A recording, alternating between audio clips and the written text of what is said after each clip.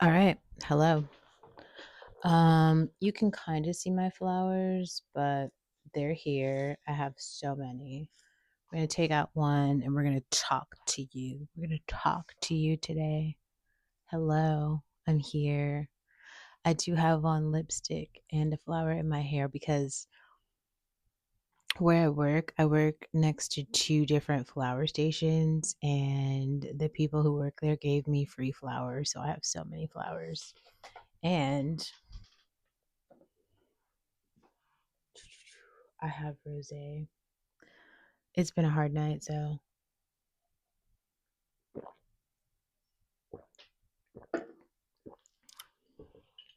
I walked to Trader Joe's and got it. This is called Le Rosé, and it has this little top, right? It's like a resealable top. So tonight we're going to talk about Christina Milian. Never talked about her before on this channel, but I'm excited to get into it. Why?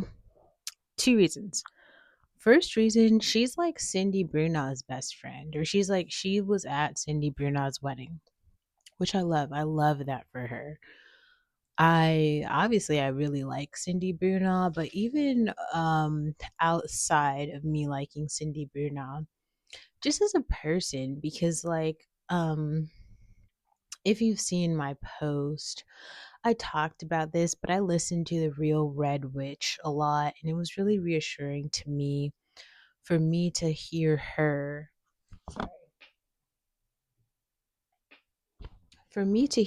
explain that women of other races also just strictly believe that black women are less attractive for some reason, and that it's inherent, and just as an older, she's a black woman who's older than me, and to hear her say that really made me feel reassured in so many of the ideas and worldviews that I've observed, but didn't really have the words to explain. So listening to her say it was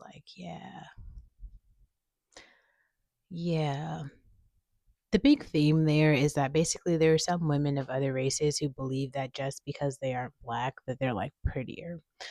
I've written about this extensively. I've talked about it extensively, but the Cliff Notes version is in every racial group, in every group, there's the top 5% of people who are really attractive from every group.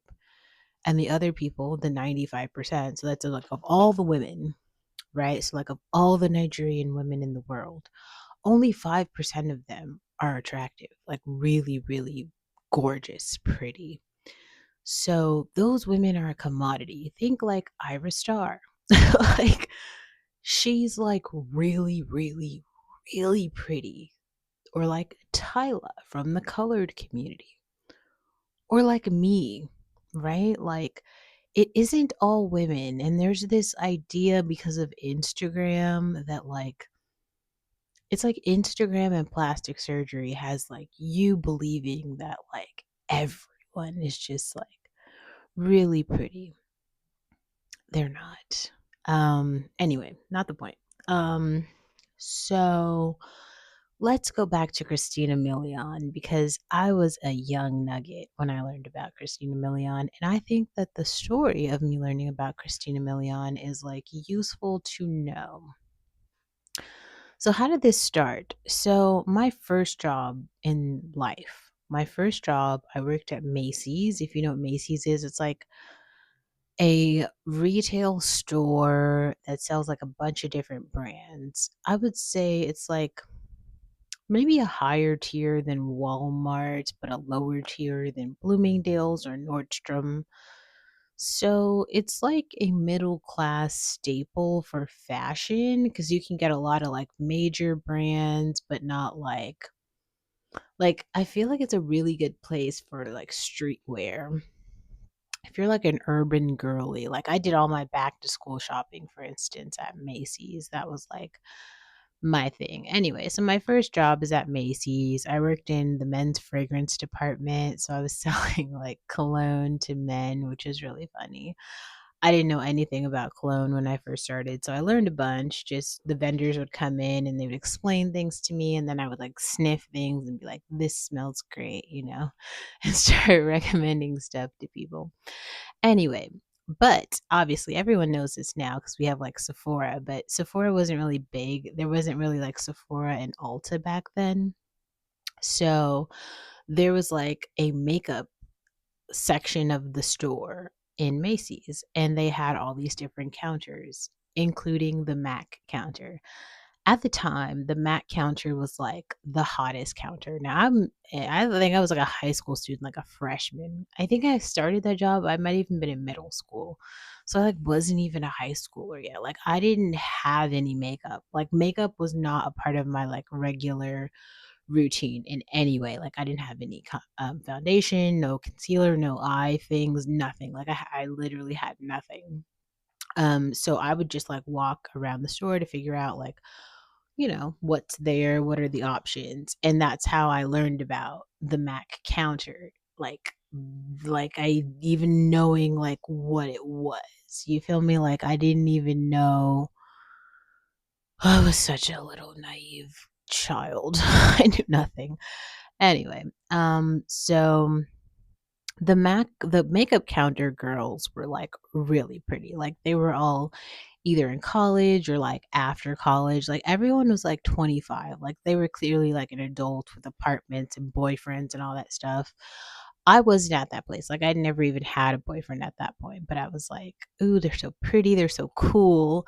And I just want to touch on a really interesting topic for a second. Like the reason I talk a lot about like Helen and Daniela, I think I haven't discussed Tati here, but I will. Is because like I think people wonder like how do I stay up to date on the new trends, the new like cool things in like girl world. It's because of like the older sister figure. And these are just people I come across in life. Like at the time, it was like Daniela.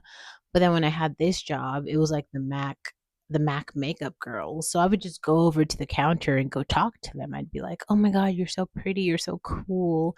And like when you're like a little kid and they see you as someone who's like an adolescent, like they just like take you under their wing like a little sister. So like all the questions that you have about everything, they're going to tell you like everything. So that's how I learned like the new cool music they were listening to, what the cool products were. They would like, try them on me and be like, "Ooh, this looks so good," things like that. And so I was like, "Ooh, so what are the cool songs? Like I want to listen to the music that you're listening to." And they put me on to the Christina Milian album.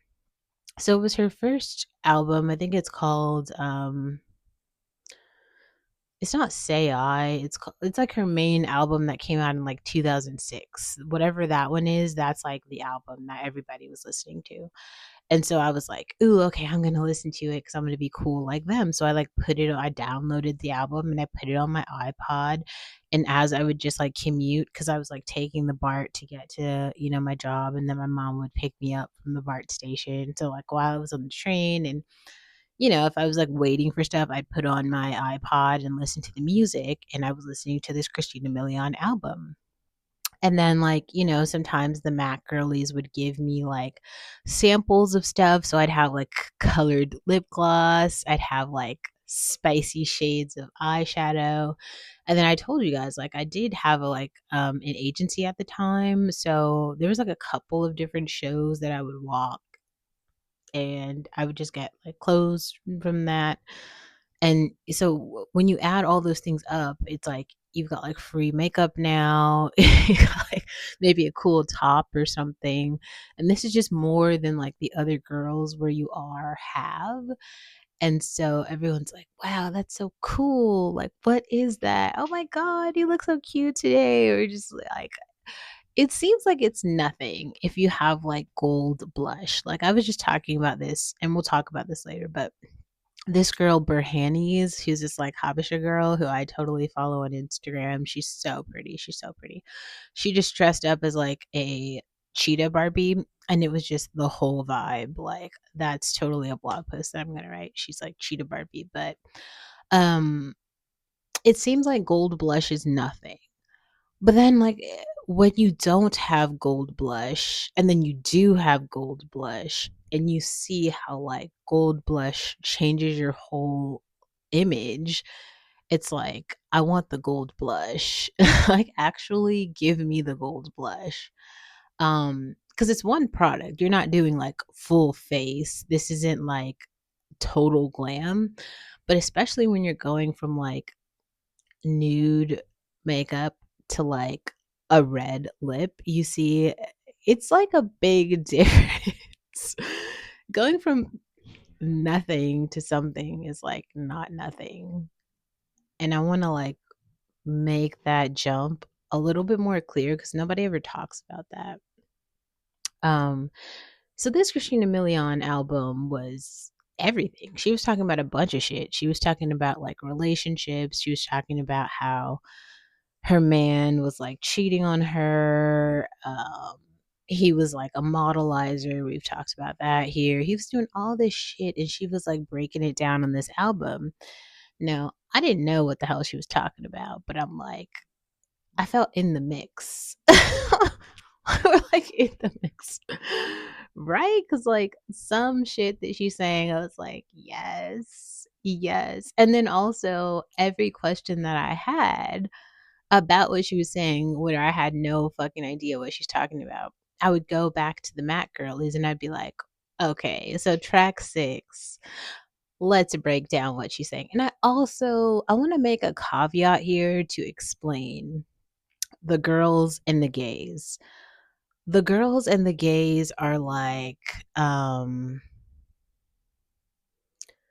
don't even know, mustard and ketchup or like white on rice.